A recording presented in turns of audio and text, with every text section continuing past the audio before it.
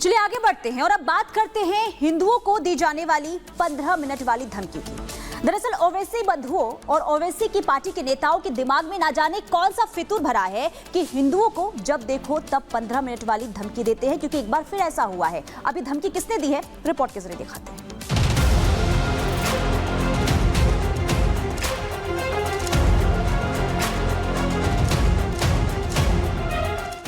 15 minute बाकी है। मैं भी अल्हम्दुलिल्लाह अकबरुद्दीन ओवैसी का गुलाम हूँ। हम 25 कौड़ है ना, तुम 100 कौड़ है ना। 15 मिनट के लिए पुलिस को हटा लो, बता लेंगे किसमें हिम्मत है, कौन ताकत है। सुनो अभी टाइम कितना है? हाँ 15 मिनट है। 9:45। हिंदुओं को 15 मिनट की धमकी देकर उकसाने के लिए विख्यात है ओवैसी भाईजान। 100 सुनार की तो 1 लोहार की। 15 मिनट ऐसा ज़र्ब है जो अभी भी नहीं भर सका। ओवैसी बंधुओं के दिमाग में 15 मिनट की धमकी का फितूर तो पहले से चढ़ा था, लेकिन अब ओवैसी के गुलाम की हिम्मत भी इतनी बढ़ गई कि वो हिंदुओं को 15 मिनट वाली धमकी देने पर खुलेआम उतारू हो गया है। असदुद्दीन ओवैसी की पार्टी AIMIM के नेता सैयद मोइन ने अब एक रैली को संबोधित करते हुए हिंदुओं को 15 मिनट वाली धमकी दी, तो मोइन का बयान सोशल मीडिया पर तेजी से वायरल होने लगा। है अभी 15 मिनट बाकी है, अभी 15 मिनट बाकी है। मैं भी अल्हम्दुलिल्लाह अकबरुद्दीन ओवैसी का गुलाम हूँ। मैं भी 15 मिनट वाला ही हूँ। अब जिसको जो समझना है समझ ले। लास्ट बॉल पे जो 6 मारते हैं वो हूँ मैं भी। सवाल उठ रहे हैं कि आखिर असदुद्दीन ओवैसी अपने छोटे भाई और पार्टी के नेताओं को क्यों ऐसे 15 मिनट वाली धमकी देने से नहीं रोक रहे हैं। सवाल है कि क्या 15 मिनट की धमकी देकर हिंदुओं को उकसाने की कोशिश की जा रही है। सवाल ये भी है कि हिंदुओं को दम दिखाने वाला ये फितूर आखिर ओवैसी की पार्टी के नेताओं के दिमाग से उतरता क्यों नहीं। और सबसे बड़ा सवाल है कि क्या ओवैसी चाहते हैं कि देश में दंगे फसाद हो और देश दंगे की आग में झुलस जाए। आखिर बार बार हिंदुओं को उकसाने की कोशिश क्यों की जा रही है। सैयद मोइन के इस बयान पर केंद्रीय मंत्री किरण रिजिजू ने आपत्ति जताई है, और सिर्फ आपत्ति ही नहीं जताई, किरण रिजिजू ने चेतावनी भी दी है कि अनावश्यक हिंदुओं को ना भड़काएं, क्योंकि हिंदू सहिष्णु हैं और उन्होंने भारत को धर्मनिरपेक्ष बनाया है। सैयद मोइन का 15 मिनट की धमकी वाला ये बयान नवंबर 2024 का बताया जा रहा है, लेकिन इस धमकी के पीछे हिंदुओं को दी जाने वाली वो गीदड़ भभकी है जिसे 2012 में छोटे ओवैसी अकबरुद्दीन ओवैसी ने गढ़ा था। फिर नवंबर 2024 में बड़े ओवैसी ने इसे विस्तार दिया था, और अब उनकी ही पार्टी के नेता सैयद मोइन इसे और आगे ले जाकर लगता है कि देश के माहौल को बिगाड़ना चाहते हैं। अकबरुद्दीन ओवैसी ने 15 मिनट का जो बयान है वो 2012 में दिया। वो कानून के गिरफ्त में आ गए थे। उनके पार्टी के मोइन ने भी ऐसा ही बयान अब शायद दिया है, और किरण रिजिजू जी ने ट्वीट किया है कि ऐसा बयान न दे। ये सही बात है, ऐसे बयान देंगे तो कानून के तहत कार्रवाई होगी और वो कानून के तहत गिरफ्तार होंगी।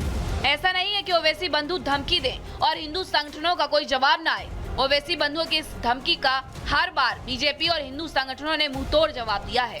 बीजेपी के फायर ब्रांड नेता और बीजेपी विधायक टी राजा सिंह भी कह चुके हैं कि हिंदुओं से टकराओगे तो भारी पड़ेगा, लेकिन ना तो ओवैसी बंधु समझने को तैयार हैं और ना ही सैयद मोइन जैसे नेता। Bureau report, Republic Bharat. वहीं ओवैसी ने एक रैली में बयान दिया कि कुछ लोग टीपू सुल्तान के बलिदान को नजरअंदाज करते हैं, जबकि टीपू सुल्तान ने अंग्रेजों से 4 युद्ध लड़े और सावरकर ने अंग्रेजों से युद्ध लड़ने के बजाय उनसे माफी मांगी। ऐसे लोग हैं जो टीपू सुल्तान से नफरत करते हैं और टीपू सुल्तान की कुर्बानी को मिटाना चाहते हैं। टीपू ने 4 मर्तबा अंग्रेजों से जंग की और सावरकर ने 4 मर्तबा अंग्रेजों से माफी का खत लिखा। ये फर्क है टीपू में और सावरकर ने। चलिए आगे बढ़ते हैं, बात पाकिस्तान की कर लेते हैं, क्योंकि पाकिस्तान की एक बार फिर से फसीहत हुई है। दरअसल भारत ने पाकिस्तान के गाल पर करारा तमाचा जड़ा है। कश्मीर के नाम पर रोने वाले पाकिस्तान को भारत ने UN के मंच पर भारत ने उसकी हैसियत बता दी है।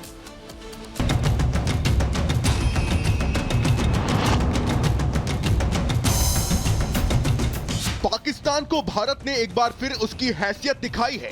यूएन के मंच पर भारत ने पाकिस्तान को न केवल आईना दिखाया बल्कि उससे खुद को सीखने की नसीहत तक दे डाली। हर मंच पर कश्मीर के मुद्दे पर रोने धोने की आदत से मजबूर पाकिस्तान एक बार फिर अपनी आदत से बाज नहीं आया था, लेकिन भारत ने उसे उसी की भाषा में जवाब दिया था। आपको पूरी खबर दिखाते हैं, उससे पहले भारत का पाकिस्तान को वो करारा तमाचा सुनवाते हैं जिसकी गूंज जिनेवा से लेकर इस्लामाबाद तक सुनाई दी है। Pakistan should focus on providing actual governance and justice to its own people. Mr. President, it is unfortunate that this Council's time continues to be wasted by a failed state, which thrives on instability and survives on international handouts. Its rhetoric reeks of hypocrisy, its actions of inhumanity, and its governance of incompetence. India remains focused on democracy, progress, and ensuring dignity for its people, values that Pakistan would do well to learn from. दरअसल पाकिस्तान ने भारत के खिलाफ अपना पुराना propaganda शुरू किया था, जिसके जवाब में भारत ने उसे उसकी औकात दिखाने में देरी नहीं की। मौका था यूएनएचआरसी की बैठक का। जिनेवा में संयुक्त राष्ट्र मानवाधिकार परिषद की 98वें सत्र की 7वीं बैठक चल रही थी। पाकिस्तान ने इस मंच पर भी कश्मीर का मुद्दा उठा दिया। पाकिस्तान की तरफ से आजम नजीर तरार ने दावा किया था कि कश्मीर में मानवाधिकारों का उल्लंघन हो रहा है। पाकिस्तान के इस सफेद झूठ से भारत बुरी तरह से भड़क गया। भारतीय मिशन ने उसी समय पाकिस्तान को बेनकाब कर दिया। भारत ने कहा, पाकिस्तान विदेशी भीख पर पलने वाला एक नाकाम देश है, जिसे विकास और मानवाधिकार के मुद्दे पर भारत से सीख लेनी चाहिए। भारत ने कश्मीर में हो रही प्रगति और विकास की कहानी भी सुनाई। भारत ने इंटरनेशनल फोरम पर साफ कर दिया कि कश्मीर उसका अभिन्न अंग था और हमेशा रहेगा। आपको बता दें कि दूसरों की भीख पर पल रहा आतंकी मुल्क पाकिस्तान जब तब कश्मीर राग अलापता रहता है। हालांकि दुनिया में कोई भी देश उसकी बातों पर ध्यान नहीं देता, लेकिन आदत से मजबूर आतंकिस्तान बाज नहीं आता। अब भारत के हाथों हुई सार्वजनिक बेइज्जती से पाकिस्तान और उसके नेता सदमे में हैं। Bureau report, Republic Bharat. Maharashtra में अहिल्यानगर में भी मुस्लिम व्यापारियों को जो फेस्टिवल है वो फेस्टिवल में प्रतिबंधित किया गया है। हम उनका स्वागत करते हैं। ब्रेक के बाद बात कुछ और अहम खबरों की कर लेते हैं। आपको याद होगा कि जब महाकुंभ शुरू हुआ था तब इस बात पर जमकर बवाल मचा था कि महाकुंभ में मुसलमानों की दुकानें नहीं लगने दी जाएंगी। अब यही बवाल महाराष्ट्र के अहिल्यानगर में भी मचा है। यहाँ एक धार्मिक मेला लगना है जिसमें मुसलमानों की एंट्री को बैन कर दिया गया है।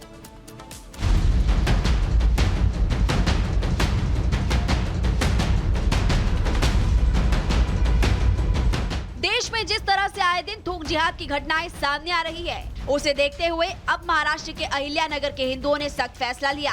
महाराष्ट्र के अहिल्यानगर में मढ़ी मेला लगना है, लेकिन मेला शुरू होने से पहले स्थानीय लोगों ने तय कर दिया कि वो इस धार्मिक यात्रा से मुसलमानों को दूर रखेंगे, ताकि हिंदुओं की आस्था पर किसी तरह का कुठाराघात न हो सके और विवाद की स्थिति न बने।